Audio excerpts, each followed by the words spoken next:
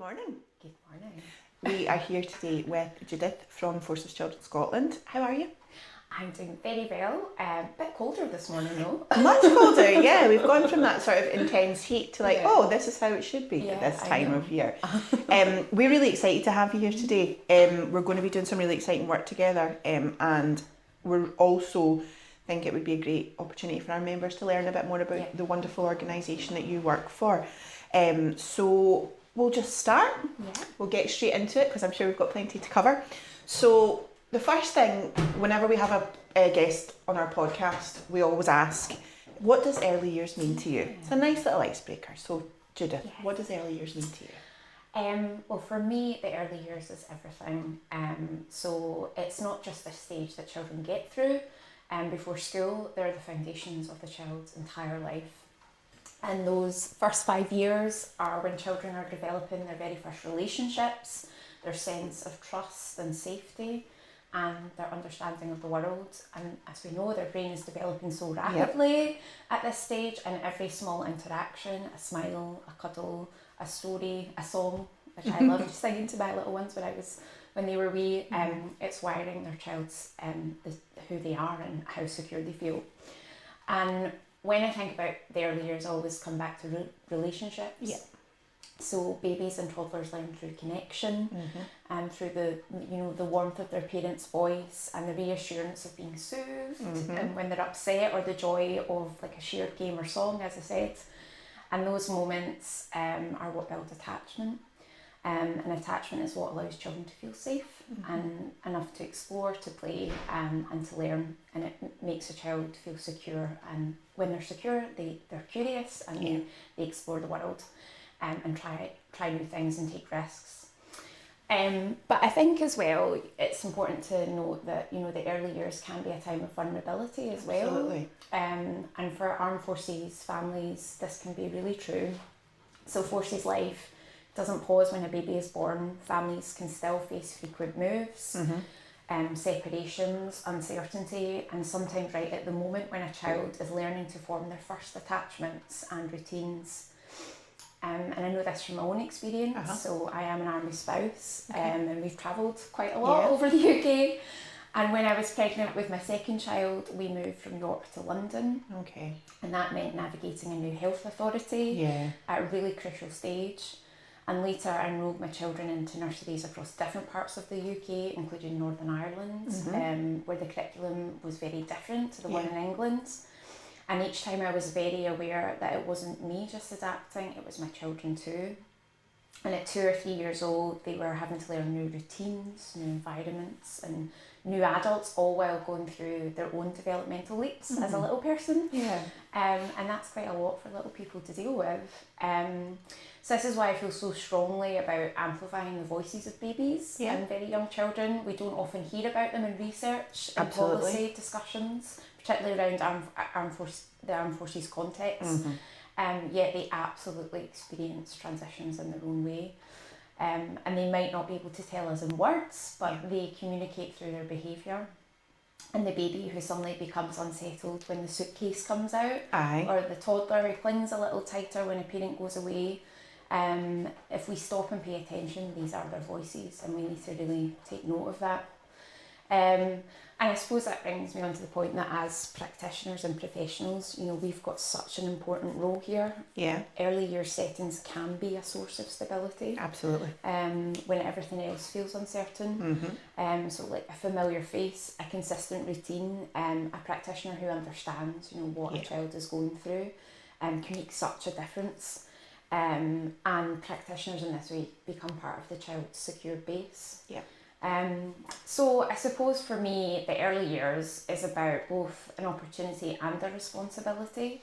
So the opportunity is that we can nurture resilience, attachment and curiosity, all those fun things, and qualities that serve them for life. And I suppose the responsibility is that we need to recognise the vulnerabilities, especially for children whose family circumstances bring extra challenges, like armed forces families.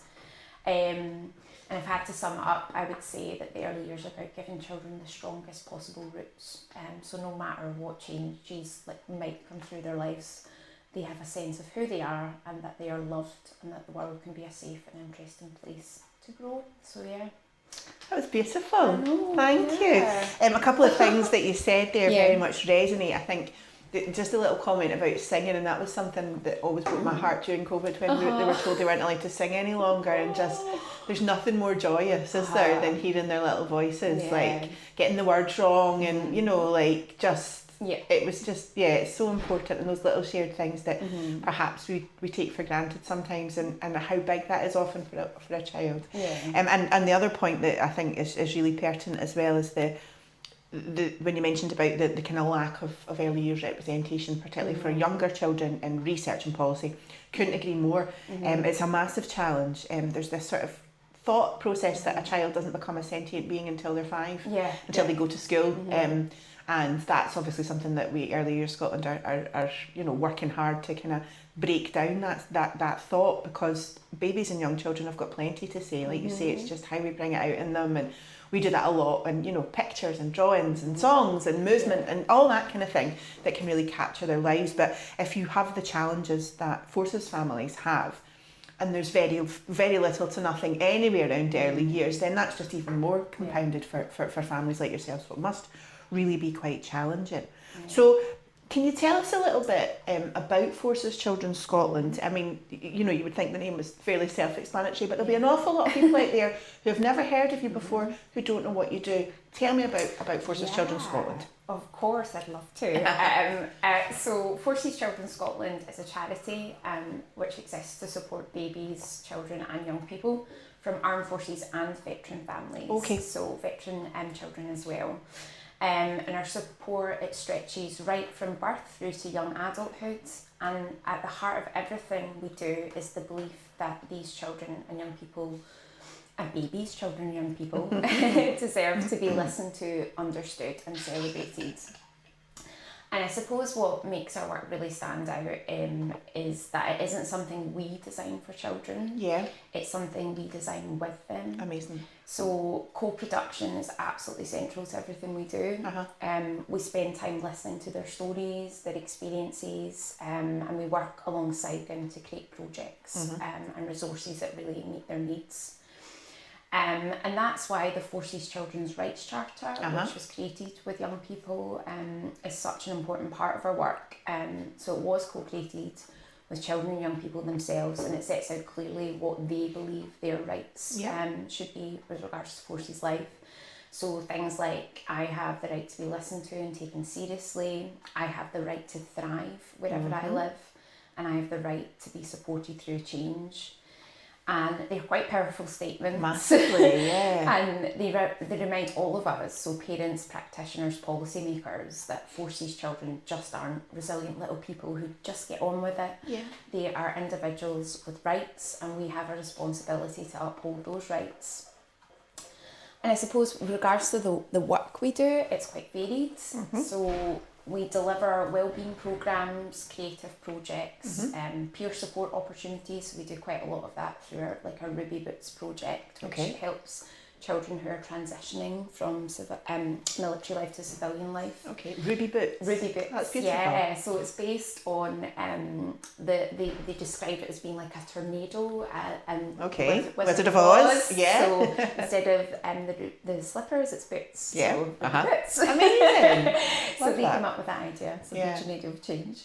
But we also provide direct support to children and young people navigating other big transitions like deployment, separation, or moving home in school. We've just recently created, the young people have created the deployment roller coaster, which is an interactive roller coaster on our website. Amazing. Where they can click on it to identify with what stage of deployment they're experiencing to help them with their mental health and wellbeing. Another really important strand of our work is supporting professionals around these children. That's a big part of my job. Okay. So we know that children don't live in isolation. They're in nurseries, schools and health services, and when those professionals understand what military life is like, the difference it makes is huge. So, for example, when a nursery worker understands why a toddler might be more unsettled after a parent deploys, or when a health visitor recognises how fragmented care can feel when families move between different health authorities, that empathy and awareness can make families feel so much more less alone. And I think it's really important to point out that we crucially, we don't do this work on our own. We work in partnership with other organisations such as yourself. Yeah, we're so excited. Who bring fantastic specialist professional knowledge. So whether that's in early years, mental health, education, or community support. And we really believe that by working together, we can make sure we're getting it right for the children and families we support. So it's really about pulling expertise together. Yeah. So families don't fall through the cracks, and so that children's needs are seen in the round. Yeah. And the charter, as I mentioned at the start, is just such a big part of our work, ties directly into that as well. So when a child says, I have the right to be understood without having to explain military life every time, that's a call to action for all of us working in partnership. And it means joining up our efforts so that families don't have to retell their story over and over again, and so children feel, consistently supported no matter which service or setting they're in.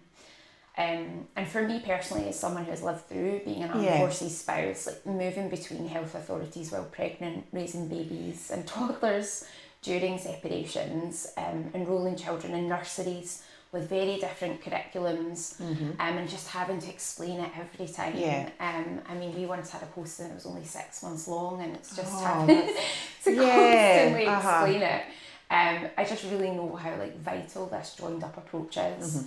And families that can sometimes feel invisible, like they're starting from scratch in every new place, and partnerships can help change that. They're so important, aren't they? It's that notion of, it's so important, we can't do it all in isolation, and we're not the experts.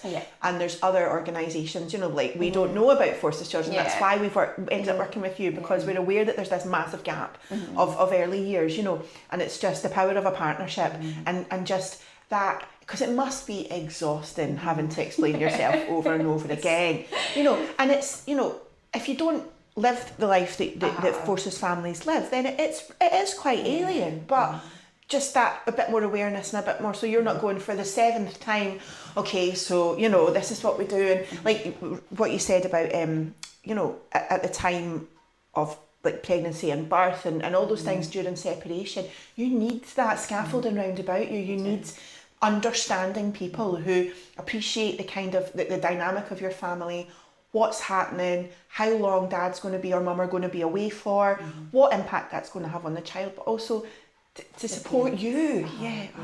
It's so crucial. Because it like you said, it is exhausting. So just to have that, that awareness, and there may sometimes not maybe be a stigma, but you might have a preconceived idea of what it's like to be in an armed forces 100%, So it's just about, sharing that knowledge and joining up and working together to make it easier for the families. So that's what we do. That's what you do. Amazing. It's so interesting, and like I say, I've probably got a preconception of it from watching stuff on TV, which is dramatised and probably isn't quite right. And then I know a couple of people Army wives. Do you know what I mean? Or like, what was the choir, military, which is amazing and beautiful and all that kind of thing. But little snippets like that. I know of one girl that I went to school with whose partner is in the military, and they're in Africa at the moment.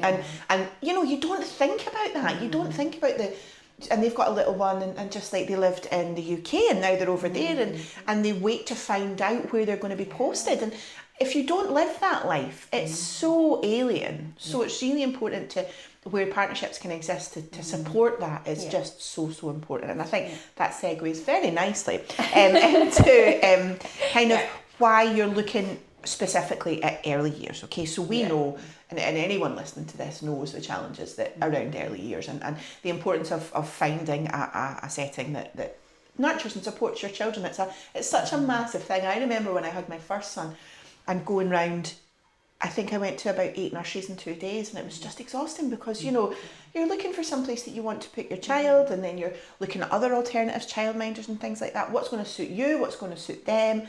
It's a lot. Many people only have to do that once. Maybe you'll move while your child, maybe. Do you know what I mean? And you'll maybe have, I mean, I have a 6-year gap between my kids, so I had to do it twice and slightly differently, and that's fine. But compared to what your families, you know, we can't even imagine how intense that must be. So why is it that you're looking specifically at early years, and kind of what challenges and barriers and if there's positives, then, you know, we want to talk about that as well, do your families face in terms of early years experiences? It's such a great question, and for me, I would say it actually comes from 2 places. Okay. So first of all, what we've seen and heard through the stories families and parents share with us about their experiences within the early years, and also, you know, from my own lived experience as a parent in a forces family. And when I think about babies and toddlers, and I think it's probably brought it home more to me at being in this role. Yeah, absolutely. It's like how invisible they can be. So people often assume they're too young to be affected by things like moving house or a parent being deployed. And you'll sometimes hear the phrase, "Oh, they won't remember it, they're only little, don't worry about it." But the truth is, even if they don't remember in words, they do experience it. Yeah, and it's so horribly dismissive, isn't it? They don't matter. Their opinion doesn't matter. They're fine, they're just little. Yeah, they'll bounce back. Yes, bounce back is a big one. And they of course they feel it. So they feel it in their routines and their sense of safety in their relationships. And those experiences shape them in ways like we can't always see straight away. And that's really why our early years needs our attention regards to armed forces, well, always, but particularly with armed forces families, because in these first few years, the children are learning trust, they're building attachment, developing their sense of the world, and if those years are full of constant change, or if their needs aren't recognised, that can ripple through the rest of their lives. And one of the biggest, you were asking me about challenges, so one of the biggest barriers for the early years is the sheer lack of continuity, which you mentioned at the start. In civilian life, you might have the same GP, the same health visitor, and the same nursery team for years. Absolutely. And in a forces family, you can be moving every couple of years, you know, sometimes sooner. Just as a child is forming a bond with a trusted adult, whether that's a health visitor, you know, or a key nursery worker, and even from the parents' perspective, forming that bond. Definitely, as well. You know, you start to form that bond, and then it's lost. So it can feel like you're constantly rebuilding from scratch. Telling again, as I mentioned, telling your story again, exploring your circumstances again. And that links to another challenge, which is around systems connecting smoothly.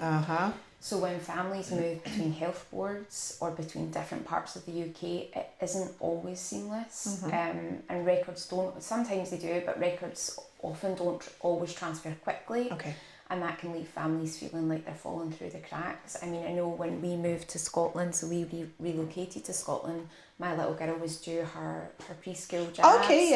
It was completely on me, like, to say, I know that she has to get because there's no, because of the complications and stuff. So that it might mean missed checks, delays in assessments, or disrupted support.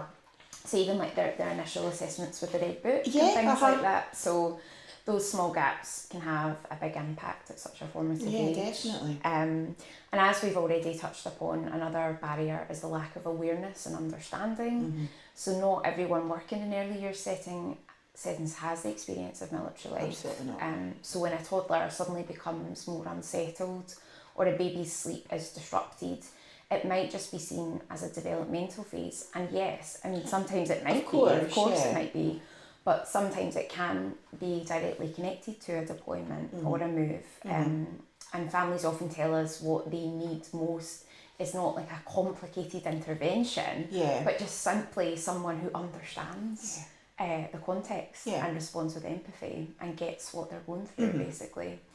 And I know we've touched upon this too, but isolation. Yeah. So we hear it again and again. So in the early years, friendships between parents, you know. So important, yeah. Play groups and toddler groups. I mean, I was really lucky when my little boy was born. There was a really strong community on our patch.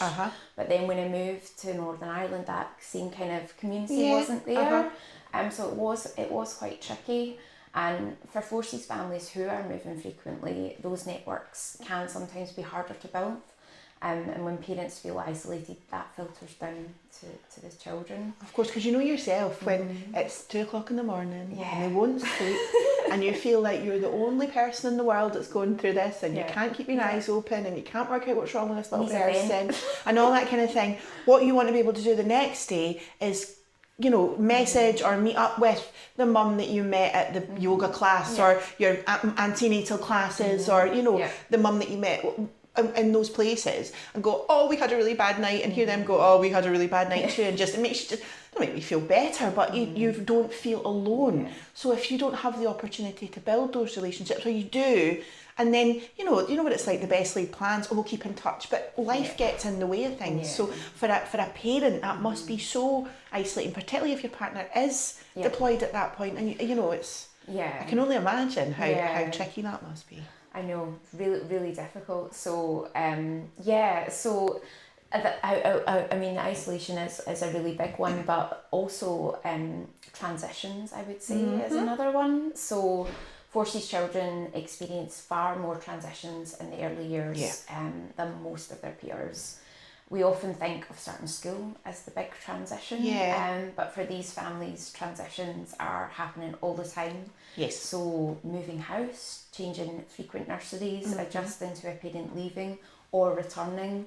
That's another point, the coming back back, but even like working hours. So when we were in London, my husband was working like 6 till 8. That was his shift, so he was missing out on bedtime routine and all those little, like, you know, just your stories and your those bits of bobs, and also your breakfast in the morning and that kind of So those separations are quite big as well.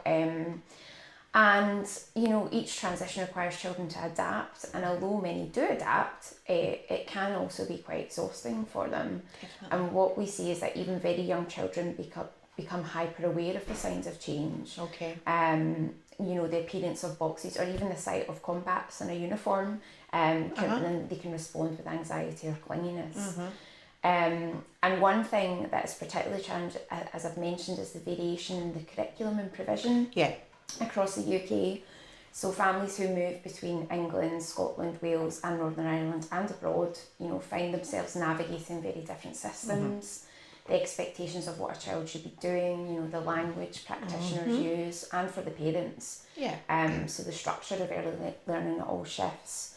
And for a 3-year-old, that can be quite disorientating. I remember my little boy in London as well, he was being taught like blending sounds, and then, you know, over it was only then I'm like, oh, we should really start that in P1. The blending arm,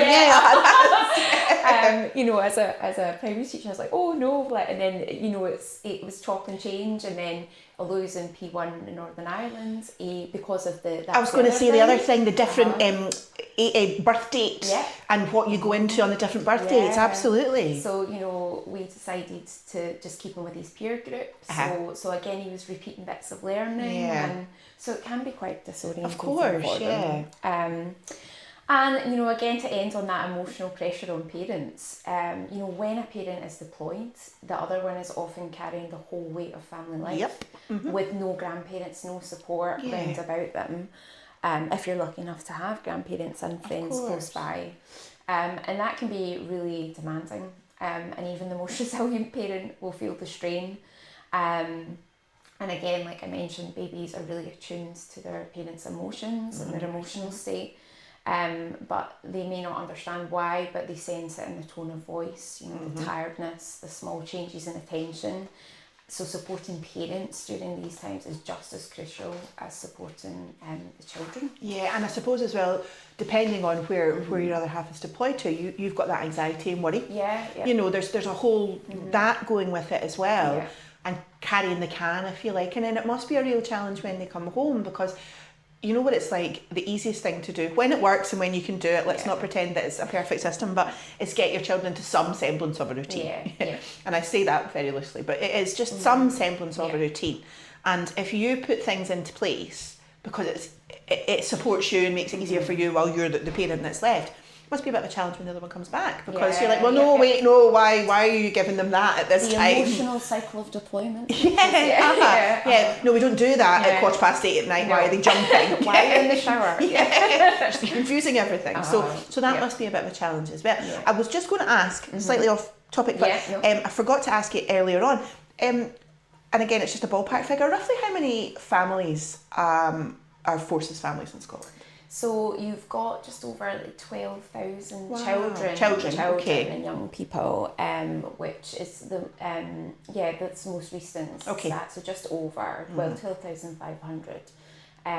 So that's the only information we've got, and that's another important point to make. So in Scotland, schools have the SEMA system, where you have the option of ticking whether you are a Forces family and if you're an armed forces child, but the early years don't have such a system. So again, it's quite important. We do have some stats. I don't know exact stats of how many early years children there are, but there isn't that option, when you enrol. And it is completely dependent on whether the family want to disclose that, of course, as well. But it's just another thing that could be put in that might, because it's always that thing, you're relying on stats for everything, aren't you? So if there was information about that, then it might make it easier to sort of access a bit more support and stuff like that. And just again, forgive if the language isn't right here, but sort of bases and that kind of thing, roughly how, because obviously it's all military, so it's what that encompasses, but roughly how many kind of bases in Scotland? So we have obviously a big naval base in Helensburgh area, but you also have army bases up in the Highlands and then at Fort George. There's Lossiemouth, so the RAF are based up there. There's Arbroath as well. The Condor, and then Edinburgh, so you've got Redford, but there's also Dreghorn, and then Lookers. Lookers still on the go, So there's quite a high service community across Scotland. So quite a geographical spread for that as well. And it isn't just based to families that are, living on a patch or in an area. There's armed forces families throughout Scotland. Of course. Like ourselves, I suppose, because we don't live on a patch at the moment. So there's numerous families across Scotland who live off base or off patch as well. So I don't know exactly. No, but I just think it's really useful for people to know that, to appreciate that it's not just because you've watched something on the telly that says everybody lives on a base or a patch. That's how it is. But people possibly won't appreciate or even be aware that there'll be kind of families living in Civvy Street, but they've got a member of the Forces that's part of the family there as well. And I think it's a great point to make, because it's what you tend to find in the base. Sometimes, usually, staff have got a really good awareness of what armed forces life is like, but it'd be great if that could just be spread out across the whole of Scotland, so that if you do have an armed forces family in your care and you're working with them, you just have that kind of knowledge and bit more understanding. Because understanding goes a long way. It does. It really does. So so challenges.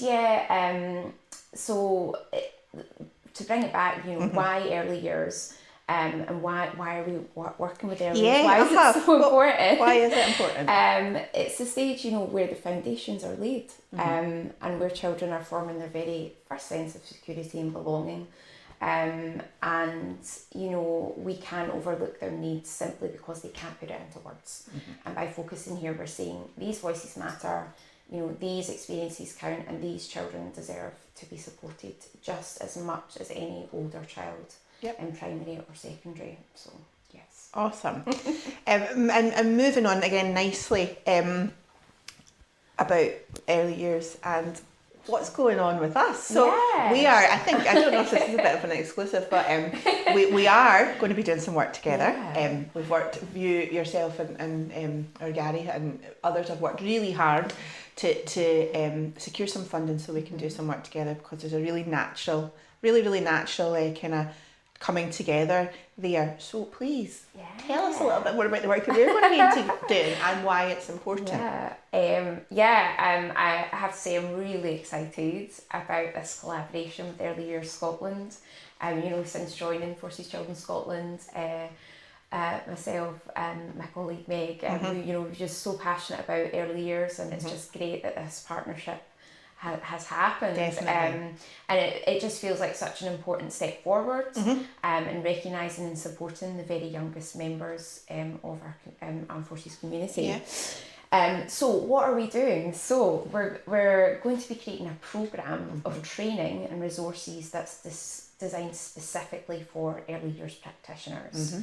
So people who work in nurseries, play groups, family centres and childminding settings. And the aim is to build an understanding of what life is like. So going back to what we were talking about, so what life is really like for Forces families with very young children. And to give practitioners the confidence and practical strategies they need to support those families.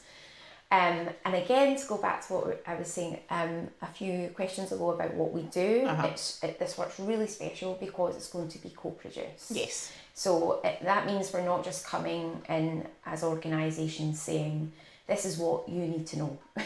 Instead, that never lands well. That never lands well. So obviously we're going to actively be involving families themselves and practitioners in early year settings in the design of the training. So we'll listen really carefully to their lived experiences and their challenges and their ideas. I love listening to people's ideas. They're amazing.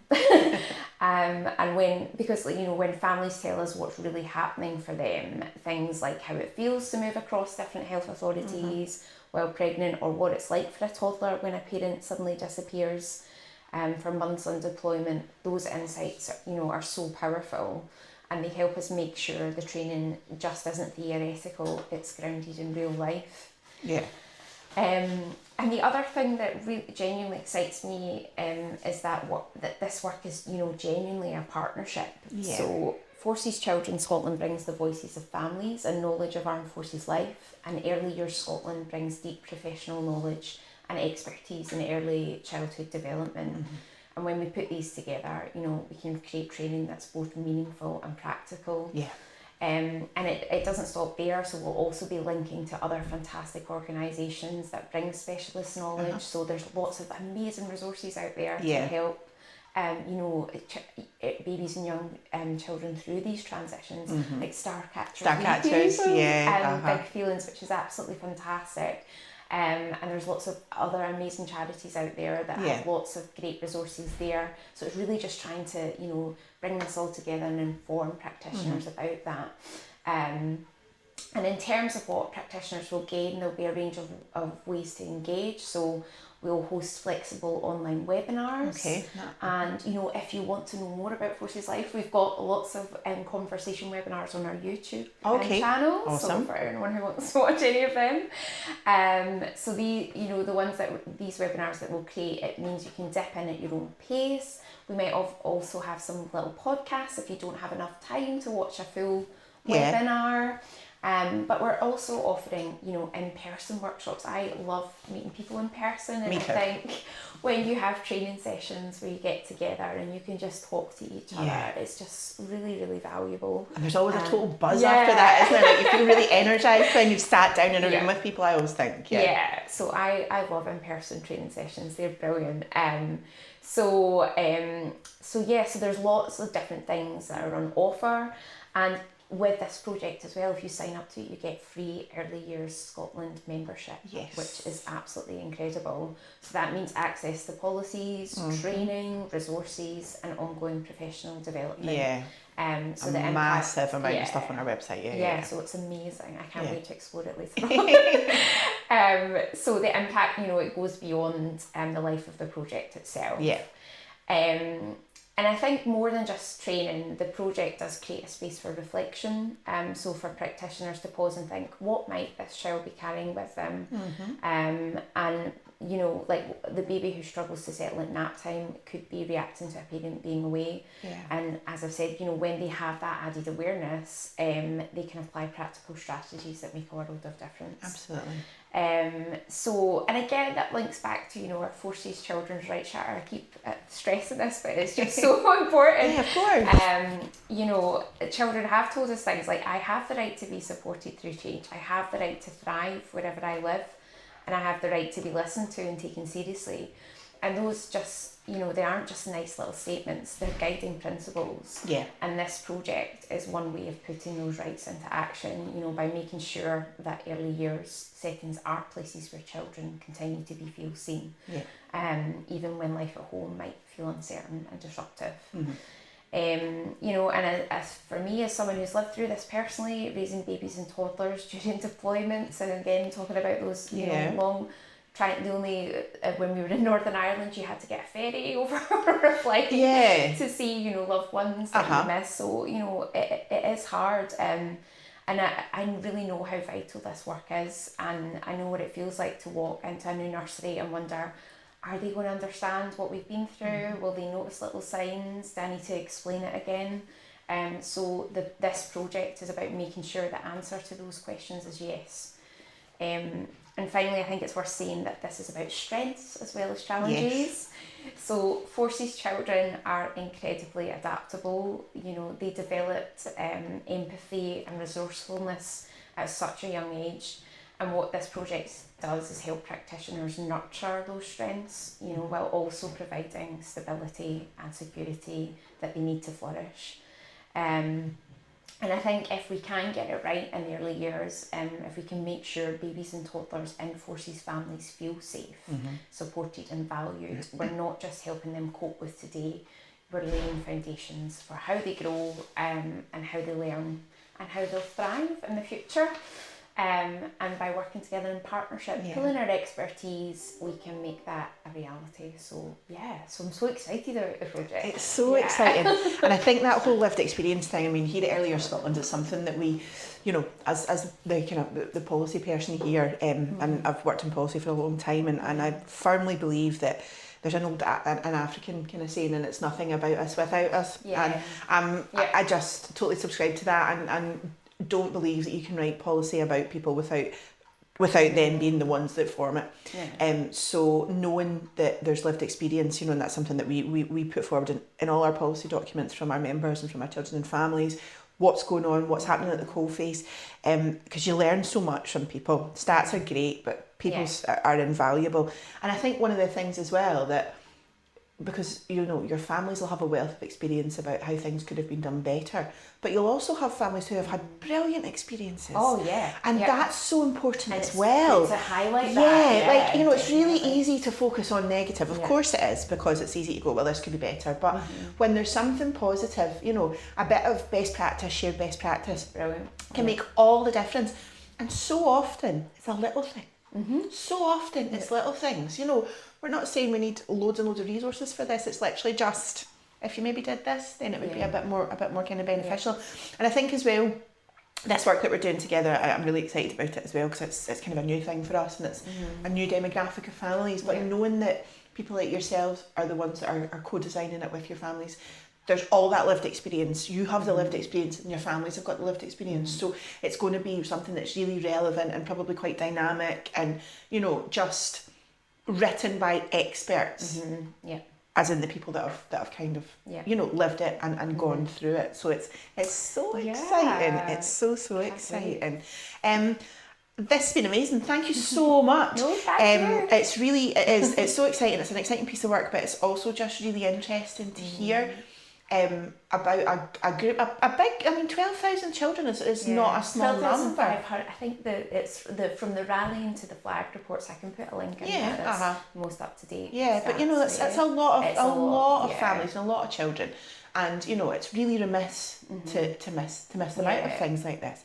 So I would very much encourage listeners to check out your website so you can look at your wonderful charter, because it is amazing. It's like you say, it's not empty words. It's real, tangible things that I hope that by doing this work we can kind of work towards a wee bit. Social media, you guys have? Yes, we've got social media on all platforms, so Instagram, Facebook and LinkedIn as well. So At Forces Children Scotland? At Forces Children Scotland. And again, just the YouTube channel, we'll link some things below, but the YouTube channel as well, because I think that would be really interesting. What it's like to be a Forces family. We've just recently been doing some in conversation webinars, so we've been covering topics like transition to civilian life, mental health and wellbeing, and education. So if you want to know more, you're more than welcome to have a look at them. And it's really great. So again, we've pulled lots of fantastic professionals into those webinars who have that experience and share their insights. So you can have a look. And we've got some podcasts and some clips from young people themselves. Amazing. And some animations from our rights report as well, a little mod, and our mascot Hamish, which we're hoping to develop soon with early years as well. So he's our little Highland cow. Awesome. He's our mascot, so That's so cool. And if anyone is listening and this kind of resonates, you've maybe got a family within your setting that you've not fully appreciated, then by all means reach out. The support's there, and we want to in partnership make sure that there's every family's getting the best chance. So if you do have families within your settings who are Forces families and you want a bit more information and you don't maybe want to ask them because they're going through it all, or just for general, then by all means reach out to yourselves, and we will see how this piece of work develops, and it's just going to be great to work together. So thank you so much for coming in today. Thank you so much for having me. It's been wonderful. Amazing. Thank you very much.